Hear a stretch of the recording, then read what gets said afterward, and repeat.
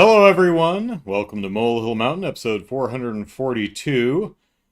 So today, as you might expect, I'm going to talk about all of the video game trailers that stood out to me for one reason or another. If you are unaware, it is not E3 week, which means that there are a lot of video game showcases. Sony had their showcase, I think, on Tuesday. Xbox has theirs. Hello, Chaos. Tomorrow. The Summer Games Fest was yesterday, and then, of course, an absolute large number of other boutique game presentations. And I've watched probably not all of them. I'm sure there are others that I don't know about, but I've watched a lot. And so I'm only going to talk about the video games that stood out to me for one reason or another. So let us begin with Sony's State of Play. It started out with Wolverine. Nice to we'd seen trailers for it before, but it was all, cutscene stuff. It's nice to get some gameplay when you're trying to advertise a video game. So, it looks fine. I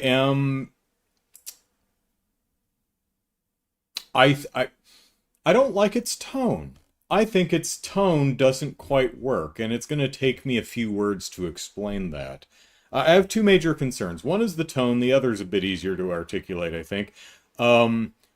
What we saw was very linear and scripted. I don't know if that's representative of how the entire game plays. Is there like a hub or a base?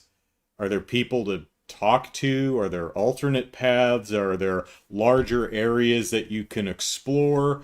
Or is what we saw very representative of, everything's just a fairly linear, on rails, very highly scripted and directed set piece? I don't know. But that's all we saw. And I found that kind of concerning because I feel that would, to me at least, that would get really uninteresting after a while. I mean, it was fun, it was exciting, it was action-packed, and people got stabbed in the face, and other things exploded, which is all really cool. But I think of it as, it's kind of like, if you remember in Shadow of the Tomb Raider, that big sequence towards the front of the game where there's the flood. Lara gets caught in the flood, and she climbs along a building, and then she falls off and goes in the water and gets trapped in like an underwater subway car or something like that, and then kicks out the window, I say with a punching gesture, and then swims up, and then climbs up onto a floating shipping container and has to run along all these floating, moving platforms and swing off a light pole to get it right. That whole sequence. It's entertaining, it's spectacle, it's fun, but that's not the whole game, right? There's places to explore, people to talk to, things to buy, neat outfits to collect, tombs to raid, things to climb on, squirrels to shoot with a bow and arrow. That right? There's other stuff. So I can understand why they would use that sequence to try and advertise the game, but as of now, that's like all we've seen, and I'm concerned that the game, for my taste anyway, might be a bit too on rails, very heavily scripted, not allow for a bit more free-form play. We'll see. What I mean about tone is it's a very... I saw Logan. I liked Logan. Logan is rated R. Logan drops the F-bomb on occasion. So does Professor Xavier. He stabs people right in the damn face with his claws. There's blood and gore in that movie. I think people lose limbs here and there. in the trailer for the Wolverine video game, Wolverine drops a few F-bombs. He stabs people in the face with his claws. They bleed. They lose parts of their body. And yet, that didn't bother me in the Logan movie, and so why did it bother me in the video game? Am I just getting old? No, I think the reason I found it tonally discordant is because in the video game, the way it's the gore specifically is presented in an over-the-top, gleefully silly, and almost can you believe a human being has this much viscera contained inside them. It is a gleeful celebration of obnoxious blood and guts and gore and gru. It's like they tried to take the seriousness of Logan and combine it with the over-the-top sensational gore of Deadpool. That's not working for me. It's really weird. Like, the game appears, at least from this clip, this extended clip, to be taking itself more seriously than its presentation does. Maybe the context of the rest of the game would change my mind on that, but that was what I was sitting with while I was watching. I'm like, I mean, it's neat, it's fun, but for me it feels tonally discordant. And then Jean Grey shows up and, like, psychically holds people in place so that Wolverine can eviscerate them. And I'm like, that doesn't seem like a thing Jean would do. I mean, I'm all for different takes on established characters, but it just seemed kind of weird, you know? Like, he's murdering the shit out of people, and, like, it doesn't seem to be notable. It doesn't seem to affect anybody. Him, Jean Grey, or any of the bad guys. You'd think at some point they'd be like, oh, shit, they ain't paying me enough for this. They must have a great dental plan, those bad guys. But it's just a trailer. We'll see how the game comes out. Chaos says, never thought I'd say it, but I'm not sold on Wolverine. Yeah, neither am I. I'm not writing it off, but yeah, I found it kind of weird. I'm like, huh, this isn't working for me. Anyway, so there was Wolverine. There was a new Rayman Legends, and I was like, oh, well, this is interesting because I don't like Ubisoft. Like, particularly after the last Prince of Persia game, which was yet another Ubisoft game that a single-player Ubisoft game that requires you to, like, sign into Ubisoft Connect. And I was like, yeah, I'm probably done with Ubisoft. I'm not doing it. Now, you can get around that by unplugging your console from the internet, but, like, I don't want to do that. So I'm like, man, I really like the Rayman Legends kind of game. And then it was like, Rayman Legends Retold. I'm like, oh, it's a remake? I looked into it more. It's like, yeah, there's probably some new stuff, like maybe some new levels and stuff, but it's a remake of a game I've already played, so guess I don't have to worry about that one too much. Then we saw Tomb Raider Legacy of Atlantis, which is another remake of the first Tomb Raider game. But as Crystal Dynamics has admitted, they're using AI, so fuck them, I'm not buying it. Which, I mean, is easy for me to say, considering that this is the second remake of the same game. It's like, oh, well, boo-hoo, Andrew, you've already played the game, so you're not missing out on much. It's like, yeah, but this is more of a reimagining than a remake. Really would have liked to play it, but yeah, me personally, I'm drawing a line. You use generative AI in the production of your product, I'm not paying you for it. Maybe I'll get it used at some point. I don't know. But they said, oh, we just used it for uh, refining 3 pieces of art and, like, grammar checks on something. Okay, number one, I don't believe you. I don't believe you. Number two, if you need to grammar something, use fucking spell check. You don't need generative AI to correct spelling or adjust grammar. Use Microsoft Word or any other of a plethora of available spelling and grammar checkers that have been around for decades. And three, you don't need to refine art with AI. You're probably going to make it look worse. Just don't do that. And number four, see number one, I don't believe you. So. If Demon says looking forward to Star Wars Zero Company in August. Is that the XCOM looking one? Another Sony interactive movie. Oh, Wolverine. Yeah, it looks a little bit too movie and less game. I mean, it looks like a fun movie, but anyway. Onimusha, Way of the Sword. I point this one out because they were like, and there's a demo, and it's available today. And I was like, oh, neat. So I went to the PlayStation Store, and I looked for it. I couldn't find it. And I went, oh, well, maybe they did say today. They didn't say right now. So I looked again later that night, still wasn't there. Huh. I looked in demos, most recent demos, not there. I searched for Onimusha, and none of them were demo. I was like, wow, well, maybe they're late in getting it up. I had the same problem with Resident Evil Requiem. I had heard that demo was available on the PlayStation. Couldn't find that either.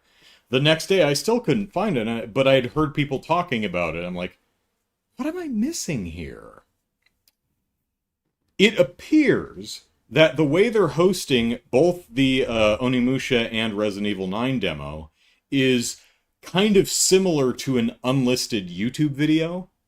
If you have the link to the page, you can get there, but it doesn't actually appear in the collection. If you look up demos, you're not going to find it, and if you search for Onimusha or Resident Evil, you're not going to find it. What you have to do is go to the actual game's page, and then there's the button that says either buy or pre-order or wish list or whatever the hell it is, and then there's a second button. I think it's the like button or the heart button, and then there's a third 3 dots button. If you click on that, there's a couple options there, and I don't remember what all of them are, but one of them is demo. So I downloaded the demos to Onimusha and Resident Evil 9. Didn't play them. Way too many game trailers. There's too much game advertising to watch to actually spend any time playing games. So found the demos. They're kind of hiding, which is weird. You think if you just went to the demos section, you'd find them there. You think if you searched for the game, the demo would show up in the search results for the game it's a demo for. Odd choice, but they didn't ask me. Yes, it's the XCOM one. Yeah, that one looks like it might be neat. Let's see. No. There's the Resident Evil 9 demo was originally PC only, and it just recently came to PlayStation like a couple of weeks ago. The Onimusha one, that was my first time. I'm like, did they just mean like PC? I'm like, no, this was the Sony State of Play. They wouldn't announce the demo on PC on the Sony State of Play. No, it's just if you know, you know. I didn't know, so I didn't know. You know? Now you do. Until Dawn 2. Which is kind of funny because other than Peter Stormare, his character is there again. It seems to have no relation to the first game. Like, the location's different. All the characters, again, with the exception of Peter Stormare, are different. I don't think it's Wendigos. Maybe it is. But what I found was kind of funny is Super Massive, Super Giant, whatever the company that does these games, you know, the whole dark anthology games, you know, The Quarry and Space 1069 or whatever the newer one is. The first Until Dawn actually hit pretty well. That was well regarded, mainly I think because it was pretty unique at the time. Its follow up, the Dark Legacy or Dark Anthology, or whatever they're called, um, they're not really, they don't seem to be moving the needle. So I get the sense that they're calling this one Until Dawn 2 just for name recognition. Maybe it ties in some way we are not yet aware of, but it really comes across as, man, this Dark Anthology branding ain't doing shit for us. It's not selling that well. Maybe if we just call it Until Dawn 2. Steve, it has nothing to do with Until Dawn. Who cares? Put Peter Stormare in there. Then we can get away with it. Maybe it'll be fun. Maybe not. I don't know. I just thought it was kind of funny that it was called Until Dawn 2. It definitely feels like when occasionally you'll see like real low budget off studio movies that are just using an IP for name recognition. The movie has like nothing to do with it. Yeah. And then let's see. Sony used to have such great variety, but now aside from Astrobot, they're all third-person cinematic action adventure games. Some of the third-party stuff's pretty good though. But yeah, first party. And then of course we have God of War Laufey. Laufey. I have no idea how that's pronounced because I did not play far enough into God of War for Kratos to bother mentioning his wife's name. I famously stopped playing the original God of War just because I wasn't feeling it. And my memory told me I'd played like half the game, at least to the end of Act 1. I played up to the point where they get to the mountain that they're gonna dump Mama's ashes on, and there's this like cloud of poisonous smoke belching out of it. Instead of just walking around it, Kratos is like, boy, we need to go back down the mountain and do more adventure stuff. And I was like, do we though? I'm like, you know what? They either walk around or dump the ashes right there. It's close enough. Although LaFay seems to be having a hell of an afterlife, so maybe she's like, Kratos? Yeah, honey? Did you dump my ashes on the peak of the highest mountain in, wherever the hell it was? Whatever the mountain's called? He's like, I dumped your ashes on the highest peak, yes. Where on the highest peak? The base. I said the top, you jackass. do you know what this has done to my afterlife? Sorry. I looked in a walkthrough to see just how far through the game that is. So I was looking in like the game's 16 chapters, so I clicked on like chapter 8 to see where that was, and I didn't recognize anything. So I moved back to chapter 7. I didn't recognize anything there. Chapter 6, chapter 5. The point I stopped, it's the end of chapter 2. So, I only played like maybe 12% of the game, and apparently this game is like, 20 to 25 hours, something like that. So, in my mind, I had played it for like at least 12 to 15 hours over a couple of days. I think I may have only played it for like 3 or 4 hours in one sitting before I gave up on it. I don't know. But, God of War La Fey, I have this same problem I have with Wolverine. They showed 20 minutes of the game, which I appreciate, and it is almost all cutscene. It's like, it's 20 minutes, so it was like 13 minutes of cutscene, 5 minutes of combat, which looks really fun, and 2 minutes of walking down straight corridors. I also kind of like the bit where she's like, oh, I should probably strip that corpse of its armor and put on the armor instead of wandering around in my death shroud pajamas. And the camera, and you can see her dressing like her shoulder and stuff slightly off camera, and I was thinking to myself, yeah, I wouldn't want to animate that either. And then she comes back on camera and she has like full pants and a shirt on. I'm like, what? I mean, she was clearly just like putting on some pauldrons and, strapping on some greaves. She has like full pants, and it's like, wait, how? It doesn't matter. I just thought it was funny. The other thing I want to say about God of War La Fey is, that's Deborah Ann Wall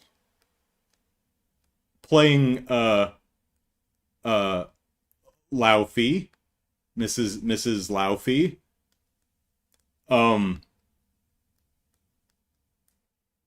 Not just like the voice and the performance capture, probably. At least most of the walking around and the facial expressions, but like that's her. Like that's her face. It's not a caricature of Deborah Ann Wall. That's just her. Which is not a bad thing. It's not a wrong thing to do, but I don't like it generally when video games do that because I find it really distracting. For me, it takes me out of the adventure. I mean, it's not going to hurt the game. It doesn't make the game worse. It doesn't make it unplayable or anything. But we're in this huge, colorful, and I love how colorful the game is. We've got all these fantastic creatures and stuff wandering around, and oh, there's Deborah Ann Wall. It's weird. It takes me out of the experience. Like, Kratos just looks like Kratos. He doesn't look like the guy who does the voice. It would be weird if Kratos looked like... I don't remember the dude's name who does the voice. I think it's a different dude from the dude who did the game in the God of War. I think it's a new dude since the 2018 one, and I don't know his name. But, I mean, if it's based on a person whose face I don't know, I mean, I guess. But, I mean, this is a... I mean, she's not like the most popular actor in the world. I'm sure a lot of people wouldn't know Deborah Ann Wall if she walked up and kicked him in the arse. But I recognized her immediately, and I'm like, oh, hey, it's Deborah Ann Wall. That's kind of distracting. I mean, imagine if Kratos looked like, I don't know, Christopher Walken. Be just kind of distracting. I mean, that's maybe not the best casting, but with the Until Dawn games, it doesn't bother me as much because those are essentially movies doing little stunt casting, like having Peter Stormare, Rami Malek, or some of the others who showed up in the first game. The idea of the game, it's like Rami Malek as you're watching a movie, so that doesn't bother me as much. But in not really movie video games, I find it kind of distracting. Maybe that doesn't bother anyone else. And I think it looks like her performance is great, but that's just Deborah Ann Wall, and I'm just like, oh, what's she doing here? What's she doing standing next to a giant cat monster? I don't know. All right. And we have a gelatinous cube named Frank. And I'm pretty sure that's our very overexposed friend Jack Quaid, who's just in everything. And I like Jack Quaid. I think he's a talented young actor. I just think he's like in too much. But, I mean, at least it doesn't look like Jack Quaid. It's just a gelatinous cube. Didn't recognize whoever's doing the voice of the tassels on the sword, but I certainly wouldn't recognize her face because she's just tassels on a sword. Anyway, it looks fun. Hopefully it's not as linear and cutscene full and narrow corridor-y as the first 20 minutes shows. Hopefully there's some... It opens up and lets you breathe. Christopher Judd. Oh, is that the name? Breaks immersion. Yeah, but for this kind of a game. Again, I think it's okay for stuff like the Until Dawn type of games. But for these kind of things, for me, it takes me right out of it. If it's like a licensed thing, like if you're doing specifically GoldenEye, it doesn't bother me that Bond looks like Pierce Brosnan. Right? If you were doing a licensed Avengers game, it wouldn't bother me if Captain America looked like, Anthony Mackie or whoever the hell played Steve Rogers, Chris something. Not Hemsworth, that's Thor. Chris, something. Lots of Chris's. It's one of the Chris's. I know it's a Chris. If you're trying to remember a male actor from the Marvel movies, say Chris, because you've got to. There's a good chance you're right. Um. Anyway, moving on. That was the Sony. That was the Sony event. Moved on to a Black Voices in Gaming stream, and there was a game called Bathory, Heritage of Blood. This visually looks like Blasphemous, you know, that Catholic guilt game. A 2D retro Metroid-like, or Metroidvania if you prefer. It's got that same kind of visual style, except you play vampire princess Ursula Bathory. And I love the animation and posing for Bathory. She has this very haughty, um, high chest thrust, hip thrust walk, like her shit don't stink kind of a gait that I think the animation, the posing is just really nice, and there's some fun character stuff. There's like a vampire, naked mole rat looking vampire bat thing. It looks neat.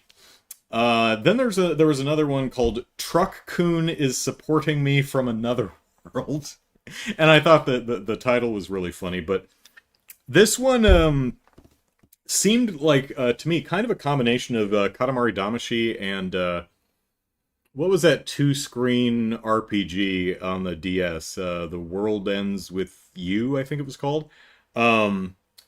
So it plays very much like Katamari Damacy, in which you are in a truck and the goal is to plow into and run over and break as much stuff as possible.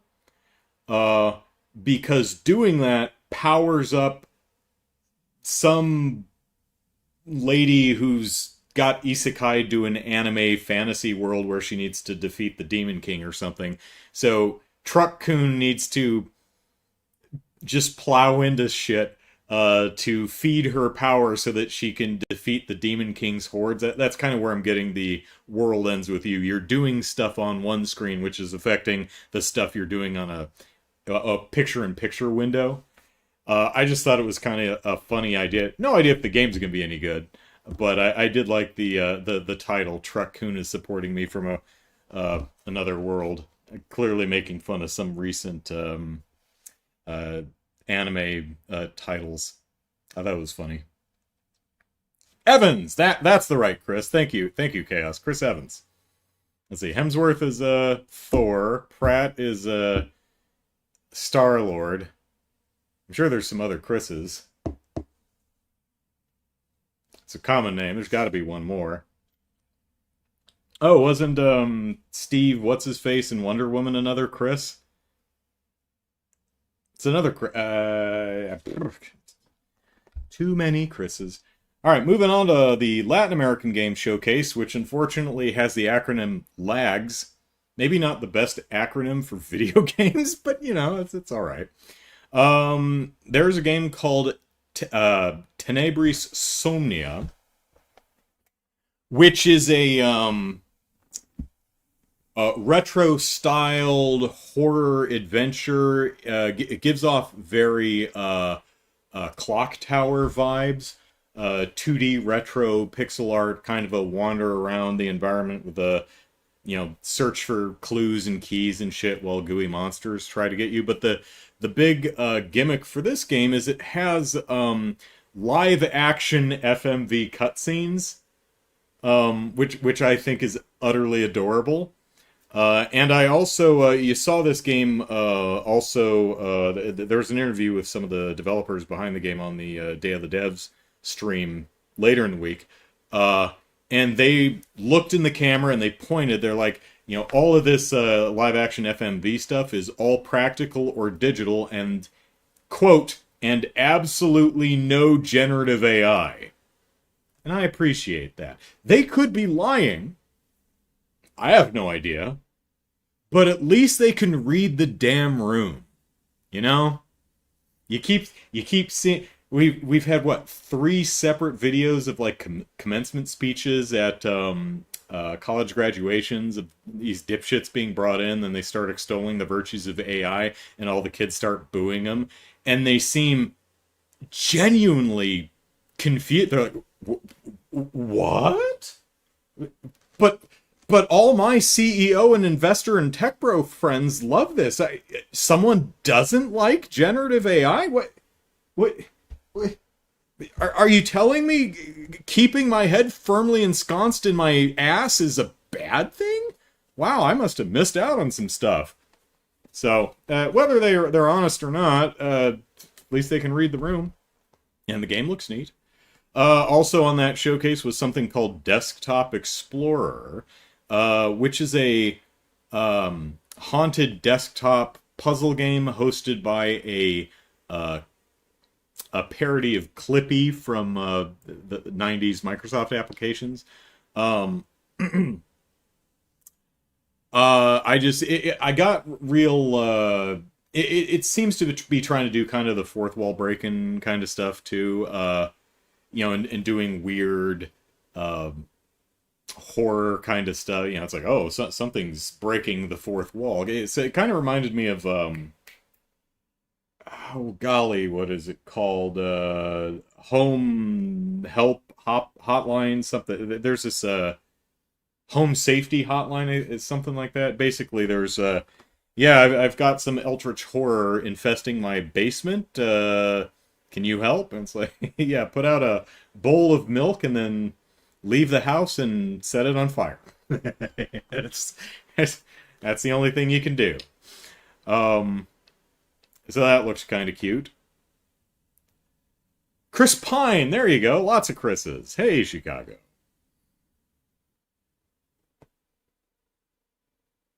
It's also making fun of the fact that most isekai protags are killed by trucks.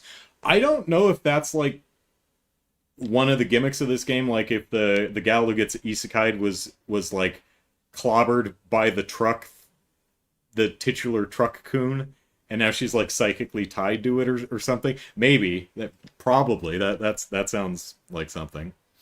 Um, we all remember Clippy. The nice thing about Clippy, you could turn him off. If Clippy was bothering you, he'd go away. You could just disable Clippy. Unlike Copilot in a lot of cases. All right, moving. Oh no, we're still on the Latin America one. Toda Brava, 2D top-down Paper Mario-like RPG.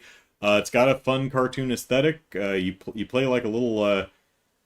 There's like some bad guys, and your gorilla mama stood up to them, but they overpowered her. So now Baby Gorilla has to get his friends together to kind of like Paper Mario RPG their way through a video game to rescue mom. It looks cute. I like it. It's got fun cartoon aesthetic, and it also has like some music mechanics, like you pick up instruments and use them in battle or something. I don't know. I'm a music dork, so that's something that's always going to catch my attention.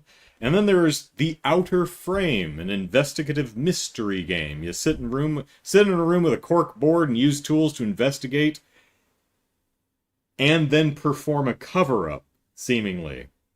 So apparently you're doing the whole investigative mystery thing with the cork board and the red string to figure out what's really going on, and then covering that shit up. I don't know why, but that's an interesting little twist. Could be interesting. These games are notoriously difficult to do because you have to be really good at making puzzles and really good at UI. These games can be super easy, or they can be super hard, or they can just be really tedious to mechanically operate. I like these kind of games, but they're really hard to do well. So yeah, maybe this one will be an interesting one. We'll see. Moving on to the women-led games showcase. There was something called Black Jacket, which is seems to be kind of a blackjack deck builder poker balatro kind of a thing. Um, I'm really more curious to see how they're going to plus a pretty simple game like Blackjack. Um, I don't know if the game's going to be any good, but I thought the idea was kind of interesting. We're going to take Blackjack, a pretty simple game, and we're going to make kind of a Balatro-y deck build. It doesn't have that aesthetic, but it's like we're going to make it really complicated and have it all kinds of modifiers and stuff. I'm like, huh. I also kind of like the title Black Jacket.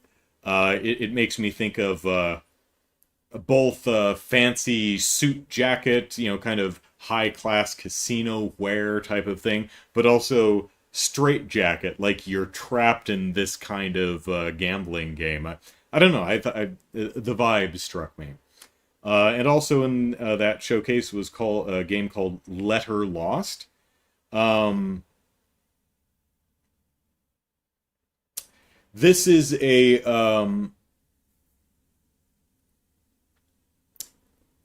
kind of like Papers, Please, it looks like. You are a postal employee who's sitting alone in a room sorting mail, and narrated by a pleasant voice who's telling you the ins and outs. It's a repetitive job, but it's satisfying. And by the way, if the packages start talking to you, don't listen to what they tell you. And you're like, what? And it starts spiraling from there. I'm like, oh, okay, it's one of these, but solid trailer, nice handle on tone. It doesn't appear to be doing anything new, at least from the trailer, but it was a good trailer. So I was like, you know what, that's cute. And having a really solid voiceover does wonders. Look at the original Five Nights at Freddy. I argue that Five Nights at Freddy would not work as well as it does without the phone guy, the voice on the answering machine at the beginning of each night. I think that's the secret sauce that ties that whole thing together. And maybe the narrator of Letter Lost, if that's not just a trailer thing, and it might be, maybe that'll be the same thing. Moving on to the Accessibility Summer Showcase, which, man, kind of knocked it out of the park. There was a lot of really interesting stuff in this one. First up was a trading card inspector, which seems to be kind of like Papers, Please, but for trading cards. Um, you get the trading cards, and you have to like evaluate or grade them, maybe like professional grading. And if they're found to be forgeries, you just shred them. I'm not sure what the people who gave them to you think about that. Um, the way it was presented, it looked like a really fun idea. I don't know if it's going to have enough mechanical depth to carry it through, but I just thought it was kind of an interesting idea. Um, Moving on, we've got a game called Torment Hexus, which is a tactics turn-based tactical combat match 3 puzzler. And the reason this one caught my attention was the premise of the game is you're making the world a better place by chucking CEOs out the nearest window. So I think the combination of turn-based tactical combat, XCOM-ish kind of, but with match 3 puzzles is kind of an interesting mix. But the whole goal of the game is to just kick CEOs out of a high window. And I'm like, I think we can all get behind that. Canvas of Thoughts. I don't know that I have any interest in actually playing this. I was just impressed by how well this game appears, at least, to articulate a particular neurodivergent experience, which seems to be the point of the game, more of a narrative kind of a thing, how a particular neurodivergent person navigates their life and how they experience it. I think increasing understanding is always valuable, and it's cute. So, we also have a game called Lily's World XD, which is basically that John Cho movie Searching from like 7 or 8 years ago. I never actually saw it, but the premise is there's someone missing. I think it was his daughter, and he has her laptop, and so he browses her socials and just basically searches the web to try and figure out what happened to her. This is it appears to be the same thing. You have a missing girl's laptop, no idea what her relation to you is, and you must use it to find her, but it looks like there's something evil on the laptop, and it may get you. So there appears to be kind of a race against time here. It's like you need to be kind of subtle in how you're searching the laptop, because there's either someone remoted into it that you don't want to find you, or maybe something taking up residence. I thought it sounded pretty interesting. So then there was an unplayable game, which looks it. It's another game that's meant to exemplify the experience of some differently abled gamers. It's probably not fun, but it looks importantly illustrative, right? I have, and we'll get into some of these in just a second. I've seen accessibility features, and I've got like, I don't get it. What's that for, right? And this is the kind of stuff that it could be for. This game appears as like, look, this is what it's like to play if you can only play with one hand, right? I think it could be really interesting. I don't know that I want to play it, but I think it could be at least valuable. Highway Noir. This is an example of game that I don't particularly have any interest in playing, but it has an accessibility feature that it showed off, and I went, oh, I didn't even know that. I didn't even consider it. I didn't know that was a thing. The game is a stylish noir-looking racer game kind of thing with talky bits. But what it has as an accessibility feature are tone tags. Basically, in the subtitles, next to the person's name or after the subtitle, it has a parenthetical telling you what the tone that the actor is using, and this is all voiced. So it might say like parentheses sardonically or sarcastically or flirtily or something like that, right? And yeah, hell, I'm don't think I'm neurodivergent, but hell, particularly in my early parts of my life, I had trouble reading people. Like, people would say stuff and I just take them completely at their word. I had to practice throughout my life to get a better handle on what people really meant on top of the literal meaning of the words they were saying. And if anyone struggles with that, I imagine those parentheticals, these tone tags, are quite valuable. And it's something I'd never thought about before. So, neat. Another game called Jig Rift, which is it's a island made out of jigsaw puzzle pieces that you have to put together to, like, the island has been broken up into a bunch of jigsaw pieces, and it's up to you to put it back together. But what I found interesting is one of the accessibility things is a field of view adjustment. And I've seen this feature, hell, the Trails of Cold Steel games, all three of them have a FOV slider where you can expand or narrow the field of view. But what was explained in the trailer is some people can narrow the field of view specifically to help tune out distractions. And that's something I'd never considered before. That there are players that if the field of view, if there's too much going on in the screen, they have trouble focusing on something. So narrowing the FOV can help them focus on what's important. I'm like, oh, huh. You know what? I'd never considered that before. That's really neat. And lastly, we've got Hurdles, where a dog uses creatures to adventure and platform. So the dog basically, if you need to jump high, then you go grab a creature. It's kind of like using the what are they called in Pokemon? The technical machines or whatever.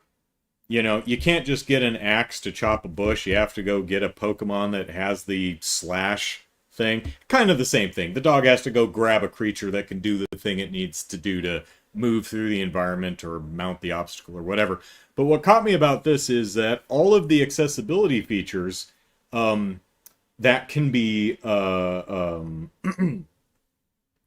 can be mapped to a certain button, so you can toggle them on or off. So, for example, if there's a the game has like high contrast features for anyone with any type of visual impairment that requires some type of high contrast mode. Some people may not need that on all the time, just in certain situations. So all of the accessibilities can be mapped to a certain button. So you could be playing the game and be like, toggle on high contrast. Oh, okay, there's the treasure chest or enemy or whatever. Toggle it off, I'm good. I'm like, huh, that's a pretty cool idea. So a lot of really interesting stuff in the Accessibility Summer Showcase. Moving on to last night's Summer Games Fest, we had Resident Evil Veronica, which is the remake of Resident Evil Code Veronica. I guess they're just dropping the code. And it just made me think, I think this is the first Resident Evil remake that Chris will show up in. I was like, let's see, Resident Evil 2... Well, I guess the Resident Evil 1 remake that they did on the GameCube in, like, 2002, I guess that counts, but... of the modern remakes, they started with 2, Chris ain't in that. 3, Chris ain't in that. 4, Chris ain't in that. And now we're going back to Code Veronica. So we finally get to see the new remake. Although we have seen him in the end of 7, which that's not Chris. I don't care what you tell me, that's not Chris Redfield. And in Village. I have no idea if he's in 9. I haven't played it yet. But anyway, Resident Evil Veronica is just a like 3 or 4 minute cutscene, and it's really weird. It's first person from Claire Redfield's point of view, although you don't know it's her at first. It's some lady who's visiting her brother's apartment, and she knocks on a door, and the old lady who runs the apartment complex comes to the door and, oh, hello, nice young lady, come on in, I'll let you into the apartment. And she like just lets herself in and then plays with Chris's stuff, like a box of cookies, and she's, I'll go. I'm like, it was weird to me. I'm like, this is maybe that's the point. Resident Evil, it's unsettling. These residents are indeed evil. But yeah, you know, they didn't really show anything but that. It was just an announcement. Hey, the next Resident Evil remake is Code Veronica. So yay. Mighty Cuphead Adventure, the whatever the studio behind Cuphead is, they're making another Cuphead. They've got a lot of drawing to do, so it's probably going to be a while until we see it, but they've made a little retro game called Mighty Cuphead Adventure, that looks like it was made on like the Sega Master System, so that era. Neat. And it was also, the announcement was hosted by a puppet, and I like puppets, so that was fun. Hey, you remember the Eco and Shadow of the Colossus guy? A couple of years ago, he showed off his next game, which was, I think, Project Robot. And it was just like the guy climbing up a ladder to the top of a giant robot. It didn't tell you really anything about the game. Well, now we know that the game is called Gen Atlas. Still don't really get what the game is. I think you can, like, detach the head and pilot it around and maybe dock it in other robot bodies to do something. Maybe you have Rock'em Sock'em robot fights. You seem to have a machine gun and can shoot, like, other enemies your size. I don't know. I thought it was a bad trailer because I still don't really grasp what the game is. Which is weird because while that's not uncommon for these types of shows, that is uncommon for his games. Like, even the earliest trailers for Eco, Shadow of the Colossus, or Last Guardian, it was pretty clear what the games were. Eco, oh, you play a boy, you're escorting some lady out of a labyrinth, dungeon, castle kind of a thing infested with monsters. Got it. Castle Shadow of the Colossus. Ah, you're a guy on a horse and you're riding around and slaying colossi. Okay. Uh, Last Guardian. You have a big bird dog thing and you're using it to. It's Eco, just with a big bird dog thing instead of a lady. Okay. Gen Atlas. There's a big robot with a detachable head and you have a machine gun and you. I'm really not sure. Don't know. Stranger Than Heaven. This is RGG Studios' new game. I had mentioned a few weeks ago that they are. I was seeing when they first really started showing it off, and they were going through the cast, and Snoop Dogg's in it. His likeness and voice, and it's like, again, I don't really like that. I thought it was cool that Danny Trejo voiced a character in Infinite Wealth, at least in English, a couple years ago. But the character's not modeled on Danny Trejo. I mean, there's some elements of him there, but it's not him. It's not a likeness of him. This is actually just Snoop Dogg playing a role, and it's weird, you know? But I was reading through the cast list, and it's like this guy, this actor, this person, this actor, and then it was like this guy, this actor, voiced by this other actor. I'm like, what? And I looked it up. I'm like, oh, that's Bunta Sugawara who did the something. There's a series of movies in like the 70s or something, like the something of honor and glory or something. He's been dead for a while. So they're using the likeness of a dead actor and casting someone else to do their voice. And I'm like, I understand they got the permission of the estate, but you can't get the permission of the dead guy because he's dead. It's just kind of gross. I'm glad they're not using like generative AI to do a voice. They actually hired another actor to do the voice. Still kind of gross. And it's not as gross as like in a movie because these are cartoon characters and it's more of a caricature, but more of a stylized version. So this brings us to this new trailer for Stranger Than Heaven. Tupac Shakur's in it. I would assume another actor is doing the voice. Tupac Shakur's been dead for quite a minute now. And again, I understand that they got the permission of Tupac's estate to do it, but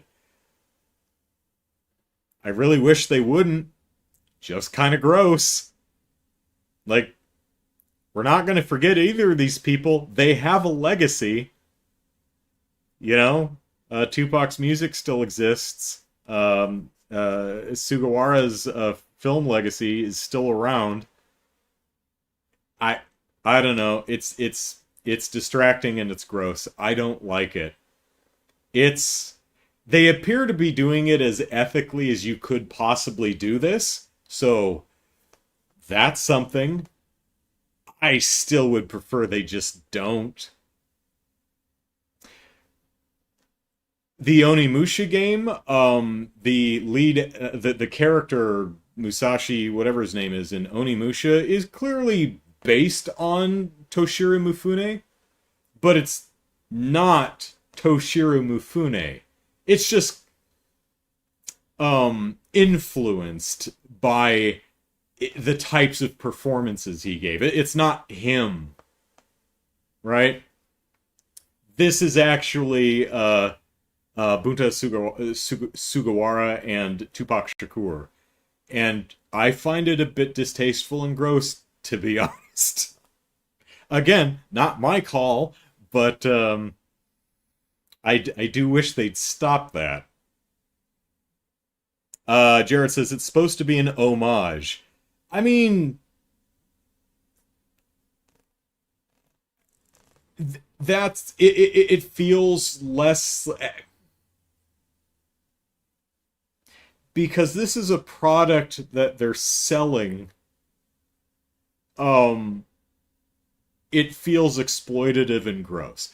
Let me give you an example of something that doesn't feel gross. In Ghostbusters Afterlife, which came out several years ago. They resurrected Harold Ramis to play the ghost of Egon Spengler. Now, they had the permission of his daughter and his estate and all that stuff, and it was done with all due respect, and it was supposed to honor that character. I still find it just kind of distasteful and gross. However, in the previous Ghostbusters movie, the 2016 one, which they renamed later to Answer the Call, I think, just to organize it on DVD shelves, I guess. Erin, the Erin character, she works at a college and she goes into the dean's office, and in the hallway, you can see a bust that you can assume is like the founder of the school or the previous dean, and it's a bust of Harold Ramis. It's just there in the background. That to me is okay. That to me feels like a genuine honoring of someone someone's legacy who has passed. Right? It's a subjective thing, certainly. But for me, that worked. But puppeting the corpse of a dead person, it's just kind of gross to me. In a product that we're hoping to sell for $70 a pop and sell millions of them. It feels crass and exploitative to me. I don't like it, but you know what? No one asked me. I don't dislike it enough not to buy the game for that. I still find it kind of gross, but moving on, let's see. Monster Hunter Wilds, the Master Rank expansion is called Ascendance. And it looks like we've got a little time jump. Nada has grown up, everyone's got new outfits and haircuts, so looks like they're actually might be doing something with the what is the mechanics with the herd mechanics. Like, that was kind of something they were selling with the base game. Oh, the Deshagama, it's got like a pack of Deshagamas, and that like was kind of there, but I think there's only like 1, 2, 3, 4 monsters that actually do anything with that, and it's mainly just there's a couple of them standing around. And I was like, the Great Azuchi from Monster Hunter Wilds actually did it better, because they actually coordinate an attack. Looks like there's a monster that has like little minions that hang out, and they do coordinated attacks. And I'm like, alright, that's pretty cool.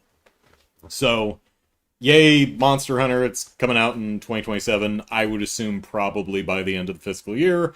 The 2026 fiscal year, it'd probably be out in January, February, March, somewhere in there. Do I know why he is in the... Do I know why who's in the game? Tupac Shakur? I would assume because it's commercial.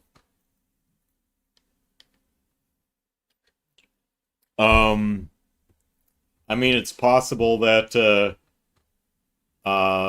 Snoop Dogg requested it, because I know he's got a studio or endeavor or thing, but yeah, I mean, money would seem to be why. It doesn't really seem... You know what?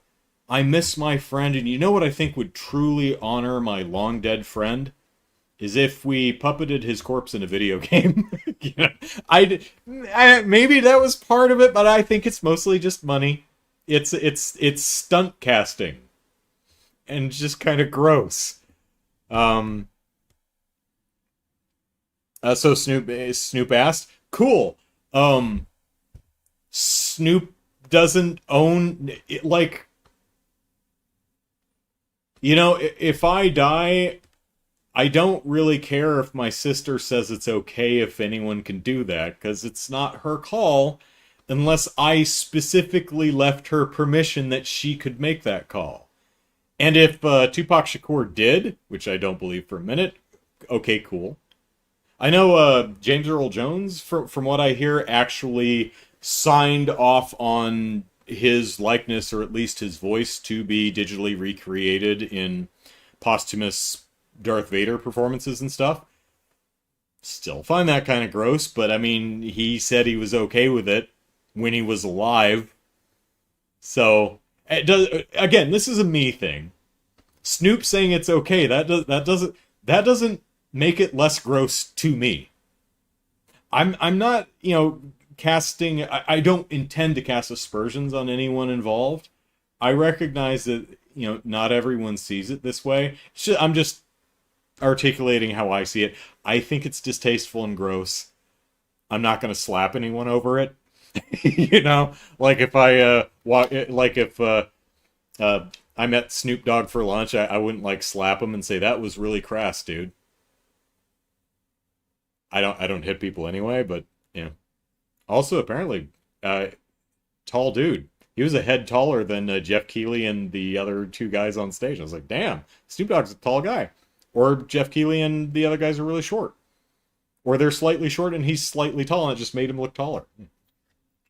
And finally, for the Summer Games Fest, holy shit, it's already 8 o'clock and I'm barely through any of this. Wow, I am slow. Stellar Blade Blood Rain.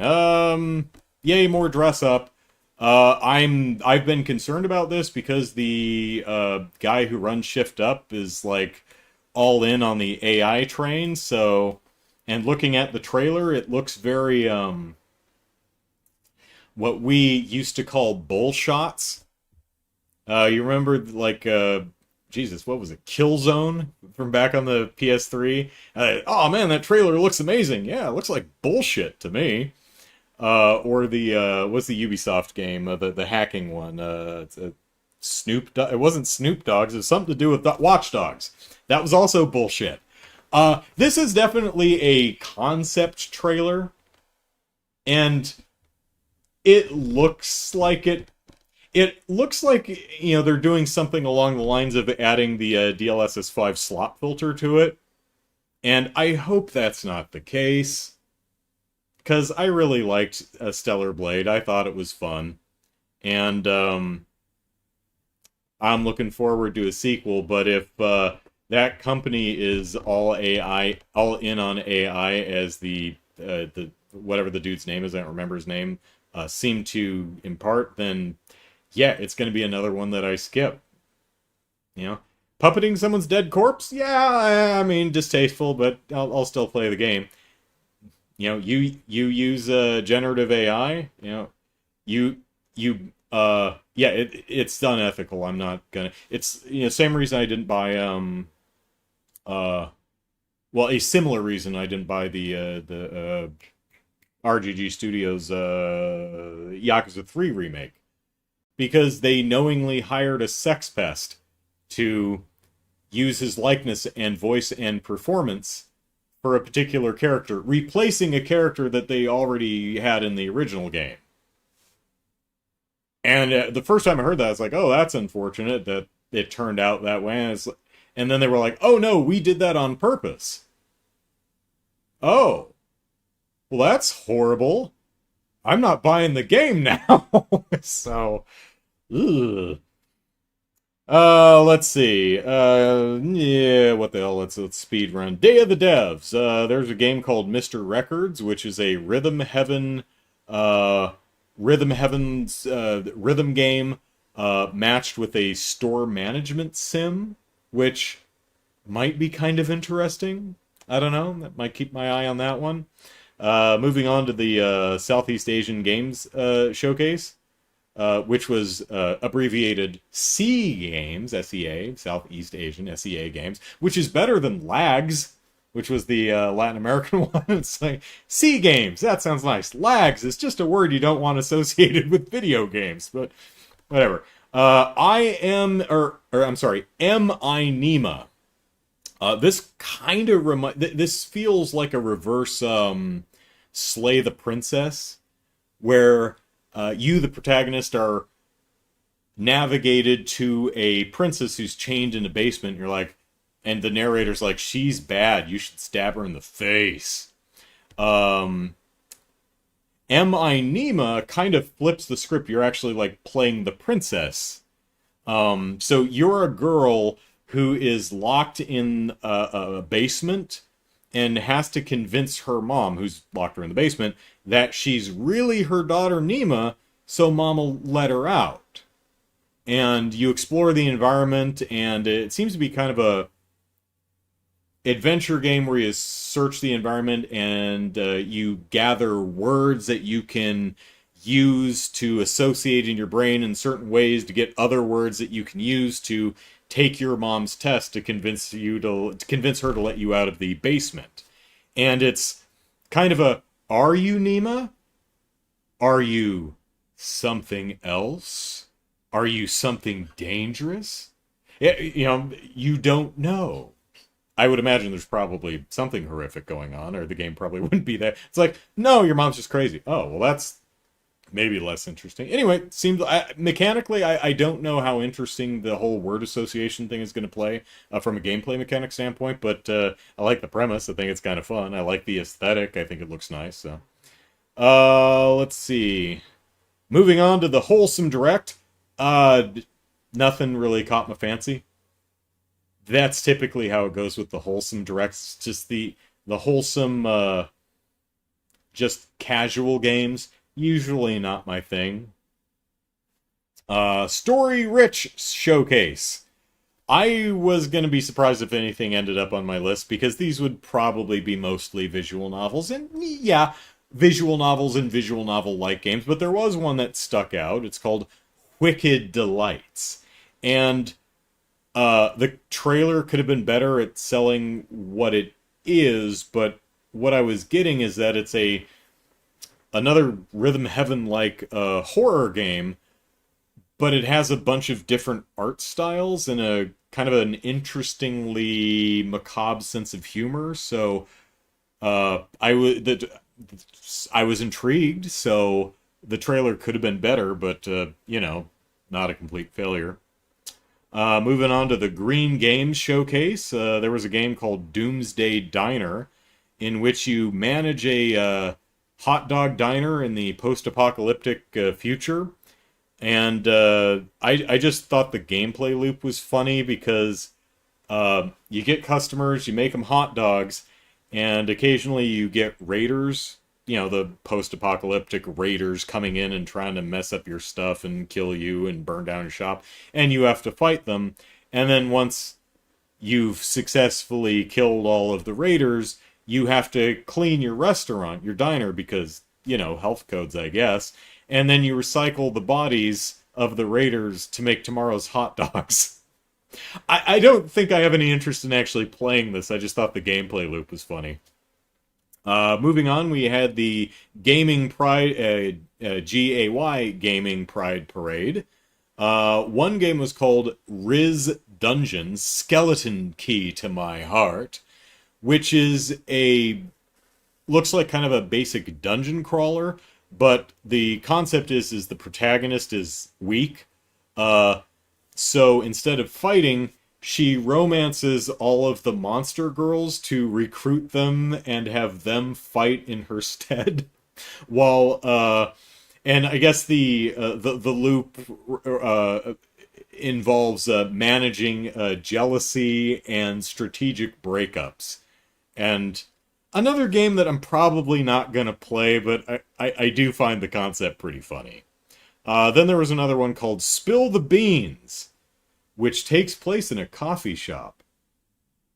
So I like the title.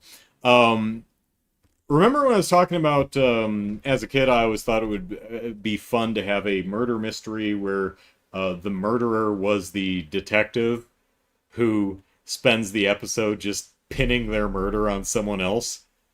And then I played that game Of the Devil, which was kind of that, except you were playing a murderer who's a public defender, so you end up defending the people who are accused of the murders that you did, so you can, and you can get them off, because they're innocent because you actually killed the person, right? This one is not murder, it's a theft. Someone stole the secret coffee recipe, and it was you. So you have to do the detective thing and successfully pin the crime on someone else. Which I just think that's a fun idea. And lastly, we've got the Future Game Showcase. which nothing really appealed to me. So moving on to what was not lastly, I'm sorry, I misread my notes, the Frosty Games Fest. And here's the last one. Edwin Erstwhile, medical examiner. So this is a Edwin, I guess, is the protagonist. He's a medical examiner in Victorian England who solves murders. I guess he can't just stick to doing the medical examiner thing. He actually has to go out and investigate crime scenes and interview suspects. It kind of reminds me of a lot of the Law and Order type television shows where like the same person like dissects the corpse, and it's like, that's not your job. What are you doing? And I just spat all over the place. Anyway, you examine bodies, you question witnesses, and you have a murder board with pins and red string to organize. And I always love that if it's done well. And it's really got this, aside from being a detective mystery game, which I quite like when they're done well, and again, very hard to do well, it's got a really cool hand-drawn, sketchy art style, very similar to what we saw in Hotel Dusk, if you remember that from decades past. I think it looks neat. So, those were all of the games that stuck out to me for one reason or another. There are a lot more game showcases. There really don't need to be that many in one day, guys. You can spread out the love a bit. I spent literally all damn day watching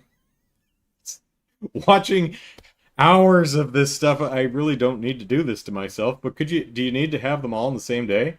Tomorrow we've got a Xbox and the PC gaming show, which has been known to go over 3 hours, but in the last couple of years they've been trying to rein that in. I would assume Devolver Digital is going to have something at some point. There was another games presentation that I saw. I didn't even recognize who the hell that was from, but it's like, oh, we've got like 50 indie games. I'm like, oh, Jesus, more. But that's the plight of a gamer, right? We enthuse about games, we read about games, we watch trailers, we buy games and fill our backlog with games. We don't play them so much, but we sure do like them. Maybe we'd like them even more if we ever got around to playing the damn things. And if Damon says, yeah, I still looking forward to Star Wars Zero Company. Yeah, looks fine. Yeah, like there were a bunch of games that I thought looked just fine and might even be great, but didn't have nothing really stood out to me. Didn't have anything particular to say about them. Or like, it looks like it could be neat. There's that, what's it called, The Expanse. It was like the very end of the Future Games Showcase, the last 20 minutes. It looks essentially like Mass Effect. You're a spacefaring person, and you've got a crew of people, and you go around and shoot people and throw grenades, and you're either paladin or rogue, depending on how you answer certain dialogue trees, and looks like Mass Effect. Yeah, looks fine, but a Mass Effect like yeah, but it's what it looks like, and that's I don't mean that in any demeaning way. Mass Effect is mostly very well liked, except the ending of 3 and I think all of 4. and the buggy, the moon buggy in 1 at least. Apparently, most people agree that the little moon buggy in the first one just has like the worst driving physics ever. Budget Mass Effect. Yeah, I was genuinely kind of surprised that they devoted like 20 minutes to that, but I don't know. So yeah, I gonna have to watch the Xbox and the PC show, and I know there's another one. I can't remember what it is. Probably after the Sunday stream. I don't think I'm gonna fit that. Like, I don't think the Xbox one's even until like 11 anyway. So I'll probably save that for after the stream. But yeah, happy not E3, everyone. I hope you're not spending 8 to 10 hours watching game trailers like me, it strikes me as a really unhealthy thing to do, but, you know, the PC show will be good. You know what? I'm more of a console gamer than a PC gamer, but yeah, the PC show is almost always really solid. You know what helps? Hosts that are good at hosting. Like the dude and the dudette who typically host the show, they're really good at hosting. Most of the people who host these shows, like Jeff Keighley, are average to bad at hosting. I'm sure they're lovely people, but they're just not very good hosts. Oh well.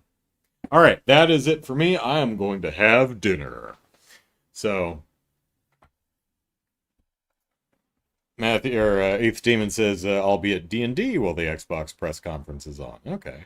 Yeah, I think the Xbox One is, they're finally going to get around to doing the Chest High Walls chainsaw gun one. Gears of War. Gears of War Disclosure Day. I forget what it's called. But good gravy, that one's been in the works for many a moon. So I think they're really I think it's the Xbox show and then the Gears of War, whatever it's called, special look 30-minute presentation, whatever it is. So E-Day. Yeah, I was along the, it's not I knew it wasn't Disclosure Day. I was like, it's something day. It's E-Day. That's right. Okay, that's it for me. Thanks for hanging out and listening to me ramble. Hope you got, something out of it. At least amusement at my very wrong subjective opinions. So, all right, have a good night, everyone. See you tomorrow for the Sunday stream. Take care. Bye-bye.